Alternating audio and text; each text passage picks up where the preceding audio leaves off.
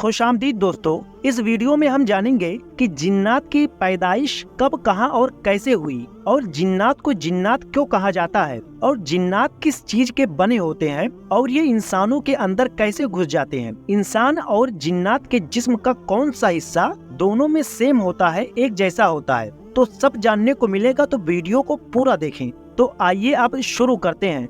सिर्फ एक जिन्नात को जिन्न कहते हैं और एक से ज्यादा जिन्न को जिन्नात कहते हैं। अरबी में जिन्न हर उस चीज को कहते हैं जो नजर ना आ सके। चूँकि फरिश्ते भी हमें नजर नहीं आते, इसलिए अरबी में फरिश्तों को भी जिन्न कहते हैं। ये मखलूक यानी कि जिन्नात जन्नत में भी हमारी नजरों से छुपे रहेंगे, इसलिए अरबी लुगत में छिपी हुई चीजों को जन्नत कहते हैं और इसके लिए जिन्नात लफ्ज का इस्तेमाल करते हैं।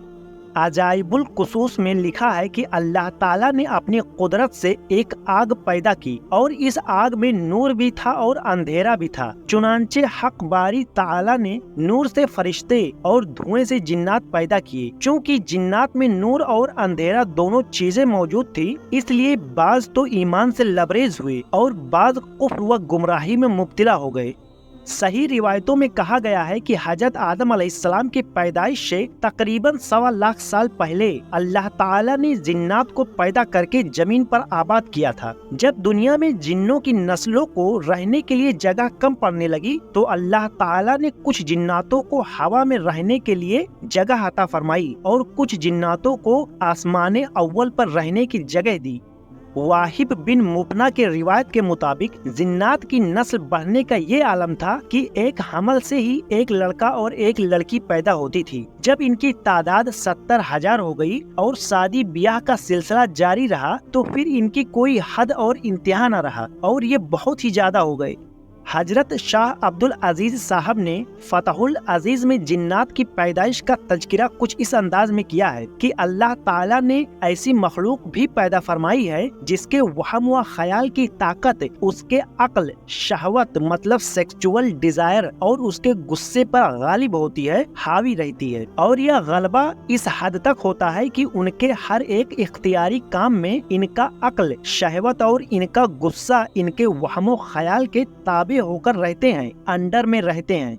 और इस मखलूक का जिस्म आग और हवा से बना हुआ है। जैसे इंसान का जिस्म हड्डियों और गोश्त से बना होता है, लेकिन इसकी असल मिट्टी है, इसी तरह जिन्नातों की असल आग है, लेकिन इनके जिस्म इंसानों की रूह की तरह होते हैं। जिन्नात के जिस्म और इंसान के जिस्म में बस फर्क इतना है कि इंसान का जिस्म तो अनासीरे अरबा से बना है, मतलब 4 चीजों से मिलकर बना है, और वो है मिट्टी, पानी, हवा और आग। और जिन्नात का जिस्म सिर्फ आग और हवा से बना हुआ है।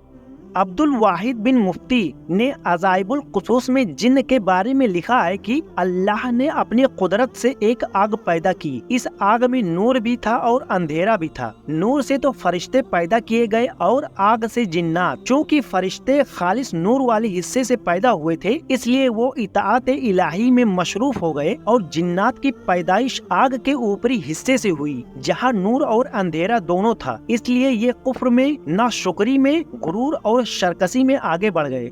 जिन्नात की असल में नूर और अंधेरा दोनों चीजें पाई जाती है, इसलिए इनमें से बाज ईमान के नूर से अफरोज हुए और बाज अंधेरे धुएं की वजह से कुफ्र और गुमराही में मुब्तला हो गए। हजरत वहाब बिन मुनबा से रिवायत है कि अल्लाह ताला ने खतरनाक दहकती हुई आग बनाई, इसमें धुआं नहीं था, और इसी आग से अल्लाह ताला ने जिन्न को पैदा किया और इस जिन्न का नाम मारज रखा और इसकी बीबी का नाम मारजाह रखा।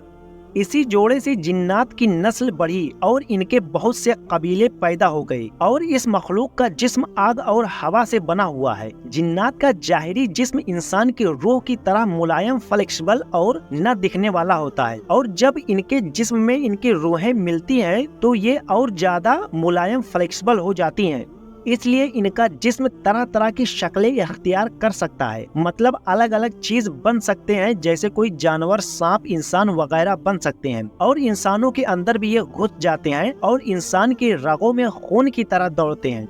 जिन्नों के बारे में हमारी पूरी सीरीज चलेगी, तो अगली वीडियो में हम जानेंगे कि जिन्नात, फरिश्ते और इंसान में क्या फर्क होता है, और अल्लाह ने कितने तरह के मखलूक बनाए हैं, और इनके रहने की जगह के बारे में जानेंगे। तो वीडियो को लाइक शेयर और चैनल को सब्सक्राइब कर लें। शुक्रिया।